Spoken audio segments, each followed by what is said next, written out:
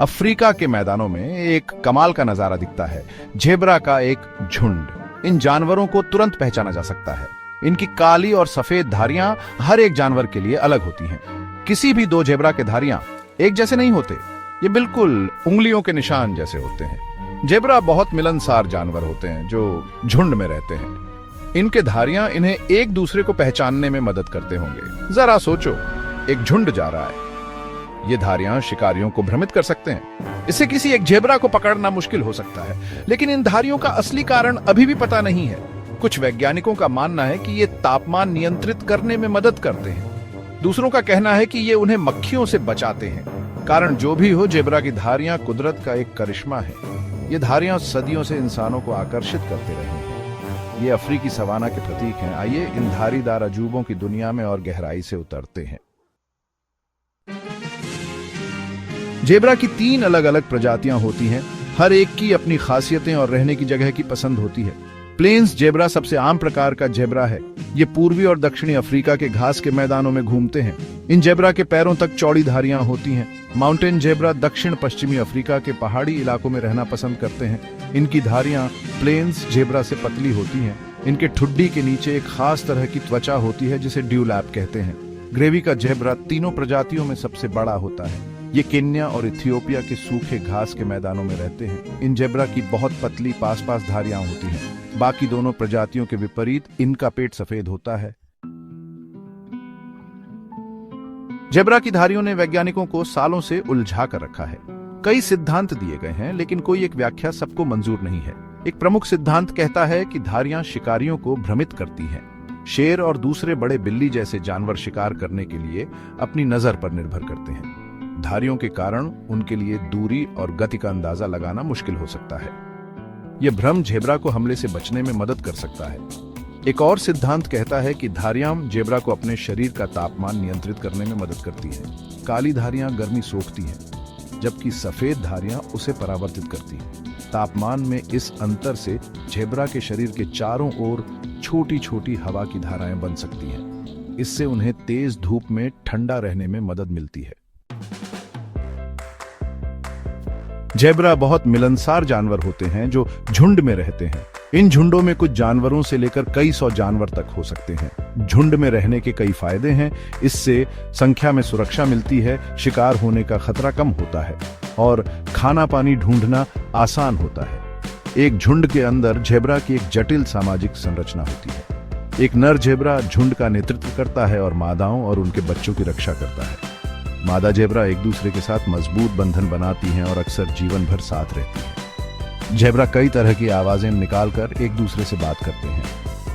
वे भौंकते हैं, खर्राटे लेते हैं और हिनहिनाहट भी करते हैं। वे बात करने के लिए शरीर की भाषा का भी इस्तेमाल करते हैं।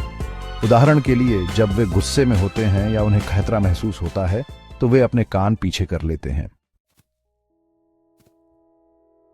भाग 5, जेब्रा और उनके पड़ोसी। जेब्रा अपने अफ्रीकी घर कई अन्य जानवरों के साथ साझा करते हैं। वे अक्सर वाइल्डबीस्ट, गजेल और अन्य शाकाहारी जानवरों के साथ चरते हुए पाए जाते हैं।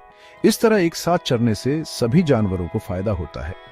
इससे एक ही जगह पर ज्यादा चराई नहीं होती। बेशक जेब्रा अफ्रीका के कुछ सबसे प्रसिद्ध शिकारियों का शिकार भी होते हैं। शेर, तेंदुए, चीते और जंगली कुत्ते सभी जेब्रा का शिकार करते हैं। हालांकि जेब्रा आसान शिकार नहीं होते। उनकी गति, फुर्ती और मजबूत सामाजिक बंधन उन्हें एक मुश्किल शिकार बनाते हैं। जब किसी शिकारी से खतरा होता है तो जेब्रा एक साथ इकट्ठा हो जाते हैं। इससे शिकारी के लिए किसी एक जानवर को अलग करना मुश्किल हो जाता है। वे अपना बचाव करने के लिए लात और काट भी सकते हैं। भाग 6, क्या जेब्रा का कोई भविष्य है? तीनों जेब्रा प्रजातियों की संरक्षण स्थिति अलग अलग है। प्लेन्स जेब्रा अपेक्षाकृत आम है, जबकि माउंटेन जेब्रा और ग्रेवी के जेब्रा को क्रमशः असुरक्षित और लुप्तप्राय के रूप में वर्गीकृत किया गया है। जेब्रा के सामने मुख्य खतरे हैं: रहने की जगह का नुकसान, शिकार और पशुओं के साथ प्रतिस्पर्धा। जैसे जैसे मानव आबादी बढ़ती है, वे जेब्रा के आवासों पर अतिक्रमण करते हैं। इससे जमीन टुकड़ों में बंट जाती है और खराब हो जाती है। इन शानदार जानवरों की रक्षा के लिए संरक्षण के प्रयास चल रहे हैं। इन प्रयासों में आवास बहाली, शिकार रोधी गश्त और समुदाय आधारित संरक्षण कार्यक्रम शामिल हैं। जेब्रा की दुर्दशा के बारे में जागरूकता बढ़ाकर और संरक्षण पहल का समर्थन करके हम आने वाली पीढ़ियों के लिए उनके अस्तित्व को सुनिश्चित करने में मदद कर सकते हैं। भाग 7, प्लेन्स जेब्रा। प्लेन्स जेब्रा सभी जेब्रा प्रजातियों में सबसे ज्यादा संख्या में और फैला हुआ है। यह पूर्वी और दक्षिणी अफ्रीका में केन्या के सवाना से लेकर दक्षिण अफ्रीका के घास के मैदानों तक पाया जाता है। प्लेन्स जेब्रा के पूरे शरीर पर उनके पैरों और पूंछ सहित मोटी काली और सफेद धारियां होती हैं। ये धारियां हर जानवर के लिए अलग होती हैं, बिल्कुल इंसानों के उंगलियों के निशान की तरह। ये बहुत मिलनसार जानवर होते हैं जो एक प्रमुख नर जेब्रा के नेतृत्व वाले झुंड में रहते हैं। प्लेन्स जेब्रा लगातार घूमते रहते हैं, खाने और पानी की तलाश में। भाग 8, माउंटेन जेब्रा। माउंटेन जेब्रा दक्षिण पश्चिमी अफ्रीका के पहाड़ी इलाकों में पाया जाता है। यह प्लेन्स जेब्रा से छोटा होता है और इसकी धारियां पतली होती हैं। माउंटेन जेब्रा की 2 प्रजातियां हैं, केप माउंटेन जेब्रा और हार्टमैन का माउंटेन जेब्रा। रहने की जगह के नुकसान और शिकार के कारण दोनों उप प्रजातियों को असुरक्षित माना जाता है। माउंटेन जेब्रा खड़ी पथरीली जमीन पर रहने के लिए अनुकूलित होते हैं। उनके कठोर खुर होते हैं जो अच्छी पकड़ प्रदान करते हैं। वे बहुत अच्छे पर्वतारोही भी होते हैं जो आसानी से खड़ी ढलानों पर चढ़ सकते हैं। भाग 9, ग्रेवी का जेब्रा। ग्रेवी का जेब्रा तीनों जेब्रा प्रजातियों में सबसे बड़ा होता है। यह केन्या और इथियोपिया के सूखे घास के मैदानों में पाया जाता है।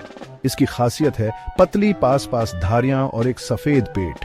रहने की जगह के नुकसान, शिकार और पशुओं के साथ प्रतिस्पर्धा के कारण ग्रेवी के जेब्रा को लुप्तप्राय के रूप में वर्गीकृत किया गया है। उन्हें सूखे से भी खतरा है जो उनकी आबादी को कम कर सकता है। ग्रेवी के जेब्रा के संरक्षण के प्रयासों में रहने की जगह की रक्षा, शिकार रोधी उपाय और सामुदायिक आउटरीच कार्यक्रम शामिल हैं।